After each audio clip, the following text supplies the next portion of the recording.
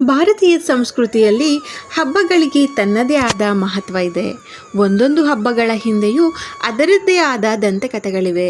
ಅಂತೆಯೇ ಗಣೇಶ ಹಬ್ಬಕ್ಕೂ ಕೂಡ ಒಂದು ಕಥೆ ಇದೆ. ಈ ದಿನ ಚಂದ್ರನನ್ನು ನೋಡಬಾರ್ದು ಅನ್ನೋ ನಂಬಿಕೆ ಕೂಡ ಇದೆ. ಸಾಮಾನ್ಯವಾಗಿ ನಾವು ಚಂದ್ರನನ್ನು ಪ್ರತಿದಿನ ಗಮನಿಸುವುದಿಲ್ಲ. ಆದರೆ ಭಾದ್ರಪದ ಶುಕ್ಲದ ಚೌತಿಯ ದಿನ ನೋಡಬಾರ್ದು ಅಂತ ಗೊತ್ತಿದ್ರೂ ಆಕಸ್ಮಿಕವಾಗಿ ಚಂದ್ರನನ್ನು ನೋಡೇ ಬಿಡ್ತೇವೆ. ಅಂದು ನೋಡಿದವರಿಗೆ ಅಪವಾದ ಬರುತ್ತದೆ.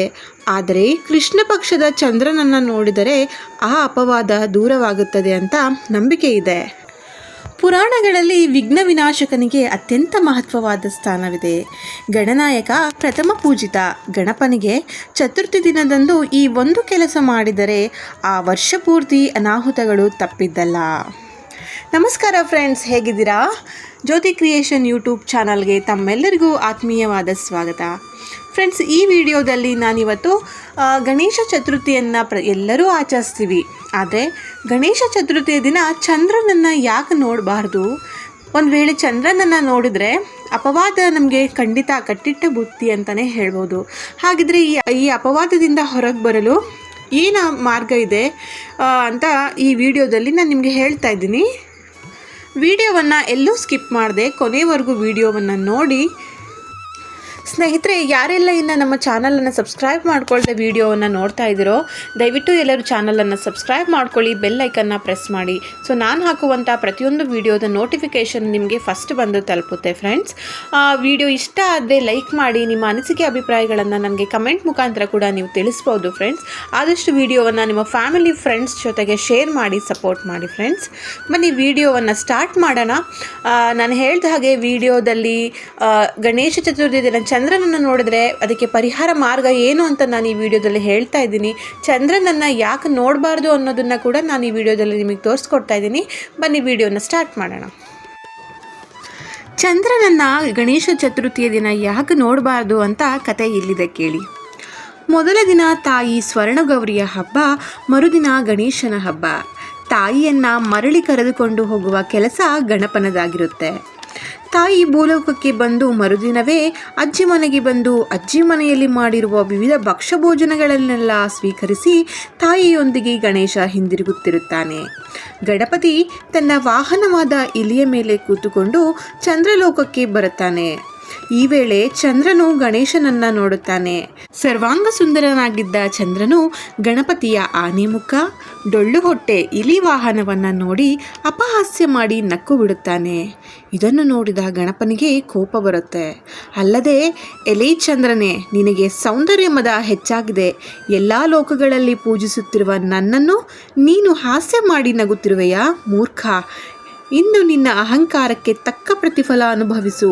ನಿನ್ನ ಅಹಂಕಾರಕ್ಕೂ ಅಜ್ಞಾನಕ್ಕೂ ಕಾರಣವಾಗಿರುವ ಈ ನಿನ್ನ ಸೌಂದರ್ಯ ಕುಗ್ಗಿ ಹೋಗಲಿ. ಇನ್ನು ಮುಂದೆ ನನ್ನ ಹುಟ್ಟಿದ ದಿನವಾದ ಭಾದ್ರಪದ ಚೌತಿಯೆಂದು ನಿನ್ನನ್ನು ನೋಡಿದವರು ಸುಳ್ಳು ಅಪವಾದಕ್ಕೆ ಗುರಿಯಾಗಲಿ ಎಂದು ಗಣಪತಿ ಚಂದ್ರನಿಗೆ ಶಾಪ ಕೊಡುತ್ತಾನೆ. ಗಣಪತಿಯ ಶಾಪದಿಂದ ಚಂದ್ರನ ಅಹಂಕಾರವೆಲ್ಲ ಕ್ಷಣ ಮಾತ್ರದಲ್ಲಿ ಇಳಿದು ಹೋಗುತ್ತೆ. ತನ್ನ ತಪ್ಪಿನ ಅರಿವಾಗಿ ಪಶ್ಚಾತ್ತಾಪದಿಂದ ಚಂದ್ರದೇವ ಗಣಪತಿಯ ಮುಂದೆ ಕೈ ಮುಗಿದು ಬೇಡಿಕೊಳ್ಳುತ್ತಾನೆ. ಸ್ವಾಮಿ, ನನ್ನ ಅಜ್ಞಾನವನ್ನು ಮನ್ನಿಸು, ನನಗೆ ಕೊಟ್ಟ ಶಾಪವನ್ನು ಹಿಂದೆ ತೆಗೆದುಕೋ ಎಂದು ಚಂದ್ರದೇವ ಅಂಗಲಾಚಿ ಬೇಡಿಕೊಳ್ಳುತ್ತಾನೆ. ಚಂದ್ರನ ಮೊರೆಗೆ ಗಣಪತಿ ಮನಸ್ಸು ಕರಗಿ ಶಾಂತನಾಗುತ್ತಾನೆ. ಚಂದ್ರನನ್ನು ಸಂತೈಸುತ್ತಾ, ನಿನಗೆ ನಿನ್ನ ತಪ್ಪಿನ ಅರಿವಾಗಿದೆ. ನಿನ್ನ ಅಹಂಕಾರವನ್ನು ಇಳಿಸುವುದೇ ನನಗೆ ಮುಖ್ಯವಾಗಿತ್ತು.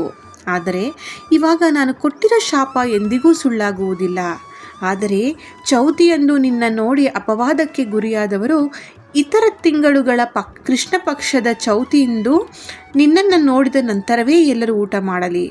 ಸಂಕಷ್ಟ ಚತುರ್ಥಿಯಂದು ನಿನ್ನ ದರ್ಶನವಾಗದೆ ಯಾರೂ ಕೂಡ ಭೋಜನವನ್ನು ತೆಗೆದುಕೊಳ್ಳಬಾರದು ಎಂದು ಗಣಪತಿ ಹೇಳ್ತಾರೆ. ಗಣಪತಿಯ ಈ ಮಾತಿನಿಂದ ಚಂದ್ರದೇವ ಸಂತೋಷಗೊಳ್ಳುತ್ತಾನೆ.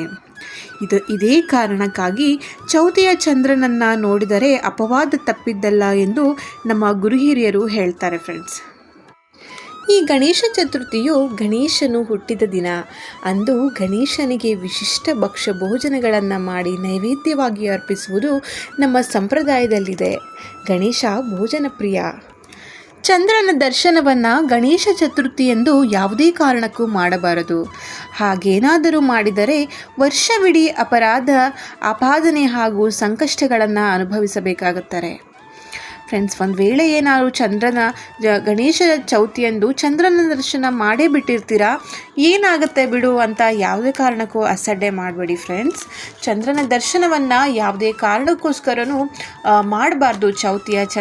ಚೌತಿಯ ಗಣಪತಿಯ ಚೌತಿಯಂದು ಒಂದು ವೇಳೆ ನೀವು ಚೌತಿಯ ದಿನದಿಂದ ಗಣೇಶ ಚತುರ್ಥಿಯ ದಿನದಂದು ನೀವು ಚಂದ್ರ ದರ್ಶನ ಮಾಡೇ ಬಿಟ್ಟಿರ್ತೀರಾ, ತುಂಬ ಭಯ ಆಗ್ತಾ ಇರುತ್ತೆ. ಅಯ್ಯೋ ಏನಾಗುತ್ತೋ ಏನೋ, ಇವತ್ತು ನಾನು ಚಂದ್ರನ ದರ್ಶನ ಮಾಡಿಬಿಟ್ಟೆ, ನಾನು ಯಾವ ಅಪವಾದಕ್ಕೆ ಗುರಿ ಆಗ್ತೀನೋ ಏನೋ ಅಂತ ಮನಸ್ಸಲ್ಲಿ ತುಂಬ ಕಳವಳ ಆತಂಕಗೊಳ್ತಾ ಇರ್ತೀರ. ಖಂಡಿತ ಹಾಗೆಲ್ಲ ಯಾರೂ ಆತಂಕ ಪಡಬೇಡಿ, ಭಯ ಪಡಬೇಡಿ. ಎಲ್ಲದಕ್ಕೂ ಒಂದು ಪರಿಹಾರ ಮಾರ್ಗ ಅಂತ ಇದ್ದೇ ಇರುತ್ತೆ. ಅದಕ್ಕೋಸ್ಕರ ಅಂತಾನೆ ಒಂದು ಸೂತ್ರವನ್ನು ಕೊಟ್ಟಿದ್ದಾರೆ ಫ್ರೆಂಡ್ಸ್. ಅದೇನು ಅಂತ ನೋಡಿ. ಸಿಂಹ ಪ್ರಸೇನಮವಧಿ ಸಿಂಹೋ ಜಾಂಬವತ ಹಂತಃ ಸುಕುಮಾರಕ ಮಾರೋಧಿಹ ತವ ಹೈಷ್ಯ ಶಮಂತಕಃ. ಈ ಶ್ಲೋಕವನ್ನು ಹೇಳಿ ಕೃಷ್ಣ ಪರಮಾತ್ಮ ಜಾಂಬವತನಿಂದ ಶಮಂತಕ ಮಣಿಯನ್ನು ತಂದ, ಜಾಂಬವತಿಯನ್ನು ಮದುವೆಯಾದ ಅಂತ ಶ್ರೀಕೃಷ್ಣ ಜಾಂಬವತಿಯರ ವಿವಾಹದ ಕಲ್ಪನೆ ಕಣ್ಮುಂದೆ ಬಂದರೆ ಸಾಕು, ಆ ಮಂಗಳದ ಕಥೆಯನ್ನು ಸ್ಮರಣೆ ಮಾಡಿಕೊಂಡ್ರೆ ಸಾಕು, ಎಲ್ಲ ಅಪವಾದ ದೂರ ಆಗುತ್ತೆ. ನೋಡಿದ್ರಲ್ಲ ಫ್ರೆಂಡ್ಸ್, ಇವತ್ತಿನ ಈ ಒಂದು ಗಣೇಶ ಚತುರ್ಥಿಯ ದಿನ ಯಾಕೆ ನಾವು ಚಂದ್ರ ದರ್ಶನವನ್ನು ಮಾಡಬಾರ್ದು, ಹಾಗೆ ಚಂದ್ರ ದರ್ಶನ ಮಾಡಿದರೆ ಅದಕ್ಕೆ ಪರಿಹಾರ ಏನು ಅನ್ನೋದನ್ನು ನಾನು ನನ್ನ ವಿಡಿಯೋದಲ್ಲಿ ನಿಮಗೆಲ್ಲರಿಗೂ ತಿಳಿಸ್ಕೊಟ್ಟಿದ್ದೀನಿ ಫ್ರೆಂಡ್ಸ್. ದಯವಿಟ್ಟು ಯಾರು ಇನ್ನೂ ನನ್ನ ಚಾನಲ್ ಸಬ್ಸ್ಕ್ರೈಬ್ ಆಗಿಲ್ಲ ಅಂತ ಅಂದರೆ ದಯವಿಟ್ಟು ಚಾನಲ್ನ ಸಬ್ಸ್ಕ್ರೈಬ್ ಮಾಡಿಕೊಂಡು ವಿಡಿಯೋವನ್ನು ವಾಚ್ ಮಾಡಿ, ವಿಡಿಯೋಗೊಂದು ಲೈಕ್ ಕೊಡಿ ಫ್ರೆಂಡ್ಸ್. ಓಂ ಗಣೇಶಾಯ ನಮಃ ಅಂತ ಕಮೆಂಟ್ ಬಾಕ್ಸಲ್ಲಿ ಕಮೆಂಟ್ ಮಾಡೋದನ್ನು ಮಾತ್ರ ಮರಿಬೇಡಿ ಫ್ರೆಂಡ್ಸ್. ಹೀಗೆ ಮತ್ತೊಂದು ಇನ್ಫಾರ್ಮೇಟಿವ್ ವಿಡಿಯೋಸ್ ಜೊತೆಗೆ ನಾನು ನಿಮ್ಮನ್ನು ಭೇಟಿ ಆಗ್ತೀನಿ. ಎಲ್ಲರಿಗೂ ಧನ್ಯವಾದಗಳು ವಿಡಿಯೋನ ವಾಚ್ ಮಾಡಿದ್ದಕ್ಕಾಗಿ. Thank you so much.